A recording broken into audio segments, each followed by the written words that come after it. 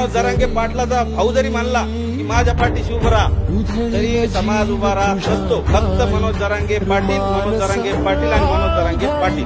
गट झालेच नाही, होऊ दिले नाही. तुम्ही बघा जेवढ्या पण लाखाच्या सभा झाल्या तिथेही हा प्रोटोकॉल होता. म्हणजे काय झालेलं आहे की मराठा समाजामध्ये खेकडा प्रवृत्ती पहिले होती.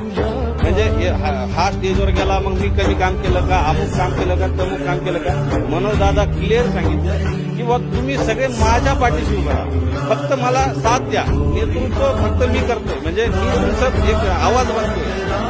म्हणजे तुम्ही सगळ्यांच्या कार्याला सॅल्यूट आहे. म्हणजे मनोजदादांच्या कार्यापेक्षाही काही लोक 40 वर्षापासून समाजाचं काम करते, त्यांचे मी धन्यवाद देतो. त्यांनी लढा आजपर्यंत टिकून धरला. पण आता तुम्ही ऐन खायचा घास आला, तुम्ही अन्नात माती घालवून राहिले, हे चुकीचं होत आहे. तुम्ही हे कृपया चुकीचं करू नका. आणि ते दादानी काय केलं